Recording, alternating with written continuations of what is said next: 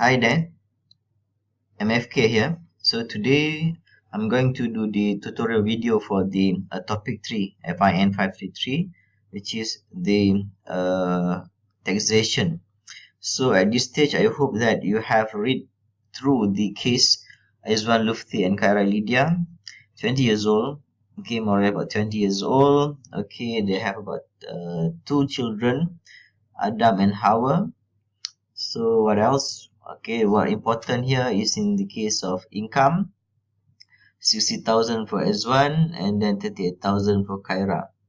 Okay, so this is the detail of the other thing. Okay, dividend, life insurance, cash value.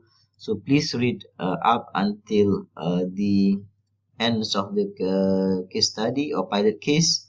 And then additional information as well. Okay, is important.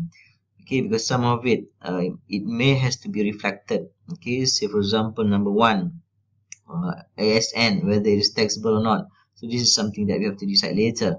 Number two is one receive about income or dividend from company based in Singapore. Khaira is paying for or pursuing her study at the master level, and then she's paying about 2,500. So what will be the impact to her tax liability later? Okay, so for this case, we will tackle both, which is the joint assessment as well as separate assessment. Throughout the explanation, throughout the video, I will share with you, okay, which one is better. Okay, so that is the case that you are having. So we are expected to prepare the joint and separate assessment. Okay, but for the final exam, it is very much depend, okay, on what you're required to. More often than not, it just required to do the what we call that separate assessment. Okay, but for this one, for the sake of discussion, we will do it both. Okay, then we will show which one is later. Okay, prior to that, okay, I hope you have this one, the tax relief. This is handout that been given earlier, so you can download in the iClass. Okay, so this is something that you must have it. Okay, and then the good news is you have to memorize it for the examination, because all this will not be given in the final exam then. Okay, so this is week 4. Okay, we are about 10 weeks ahead away from the final exam. Okay, so I hope you're taking time to memorize all the relief then. Okay, on top of that, we need the second info, which is the tax schedule. This one will be very much useful. Okay, when we want to calculate the chargeable income later. Okay, so that's the three things. You must have the case, you must have the relief. Okay, you must have the tax rate with you then. And then the good news is this one you don't have to memorize. This one will be supplied in the final exam then. Okay, so let's move on with the case. So let's check, okay, how do we go, what we call that, okay, how to tackle this case then. Okay, so hold on for a second, I'm doing something with my Excel. Okay, so this is something like this. Okay, and then the good news is, I mean that in real life you don't have to do it manually, because everything, okay, you can do it through e-filing in LHTN. Okay, so let's begin. Okay, for S1, as I mentioned earlier, there will be two things. We are preparing for the separate assessment. So in this case, you can see we're preparing for S1 and Khaira, and then later, okay, or together actually, we will do it for the joint assessment as well. Okay, so let's begin the journey. So you just take the salary. In this case, there is mentioned that the income for the S1 is 60,000, and then for Khaira is 38,000, and then for the joint assessment we just plus these two. Okay, as the name suggests, okay, joint, you just add, okay, S1 and Khaira. Okay, next, bonus. In this case, there is no bonus for them. Okay, please understand that if you are receiving any bonus, that will be constituted as an income, and then it has to be taxable. Okay, so the first item in the case, if you recall, okay, is the dividend. Okay, so please make sure that you take the dividend, this one, the first item. Okay, so that is the thing which is will be taxable as well, but depend on what types of dividend. In this case, you are receiving dividend from company, then it is taxable. If you are receiving dividend from a unit trust, say for example, then it is not taxable. Tabung haji, it is not taxable then. Okay, so let's move on. This one we take 2000. Okay, as well receive it 2000. Khaira does not receive any. And then for the joint assessment, okay, we take this one because we have to take whatever being received by S1 and Khaira then. Okay, so we don't have any other thing, okay, because if you have rent, so it's all will be included here in the aggregate income. Okay, so what's up next? We just take this one. We add up everything, okay, for S1, okay, and the what we call that Kyra and Lydia. So this is what we have now, total aggregate income for S1, Kyra, and the joint assessment. So let's move on. Next one. In this case, S1, okay, he did give the charity, okay, about 450. For information, this one is maximum, okay, up to maximum of 7% of your income is the amount that you can claim. Okay, no for the Kaira, so that's why for joint assessment again it will become 450. Okay, so then total aggregate income minus with the donation, you will get the total assessable income. Okay, so allow me to trick the what we call that my Excel a little bit. Okay, then okay, we have this one. So this is what we call total assessable income.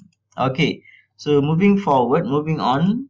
Okay, the first item for relief. So this is the thing that very important for you to minimize your tax liability. Okay, as mentioned earlier, so this is all, there are about 16, oh sorry, there are 21 actually, all in all. The number 21 is relatively new contribution to social security. It is introduced in 20 assessment for 2017. Prior to this, we don't have this one. So this is the place, okay, for you to maximize oh sorry, to maximize your relief, okay, where in return it will be able to minimize your tax liability. Okay, so let's start. Relief, okay, normally for self, okay, you are getting about 9,000, okay, and then this one is 9,000 as well for Kaira.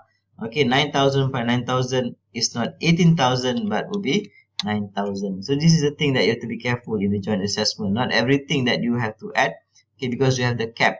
In this case, relief maximums of 9,000. Okay, so let's move on to the relief for husband. It's not applicable for the separate assessment, so it is only applicable for the joint assessment. Okay, so which is 4,000. What I'm saying is, if you opt for the separate assessment, you are not entitled for this one then. Okay, so next, the ordinary children. Okay, so now he has Adam, okay, 2000, and then Hawa 2000. Okay, so this is the issue that we have to normally it will be debated, and who will take, okay, the relief for the children. Okay, by all means, okay, you can take each one. First, say for example, for Hawa, perhaps the Khaira will take, and then Ezra will take Adam. Okay, but from the personal finance perspective, we would suggested that, okay, those with the highest income will take, okay, both children in this case, because in this case everyone has the highest income, so that's why we are suggesting we suggest that you take or in this case everyone will take for the children. So let's move on. Education insurance, okay, you can check in the case, okay, how much is education insurance. It is paying about, okay, 180 you times 12, so then you are getting 2160. So let's check with this one, 2160, okay, for the uh education insurance, okay, so that one, okay, you are getting about 3,000 for the education insurance. Okay, you can get it, okay, for number, okay, this one number 20. So it is maximums of 30,000, this one. So then, okay, we can take all for 2160. Okay, so next one, Kyra. Okay, she also contribute for the education insurance. Education insurance is about 120 for her. 120 times 12. So no issue, 1440. It is below than 3,000.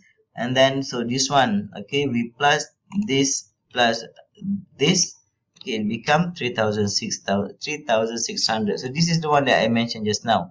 In the case of separate assess or joint assessment, you have to be careful. Okay, though, okay, this one is 3,600, but you cannot take all because it was capped.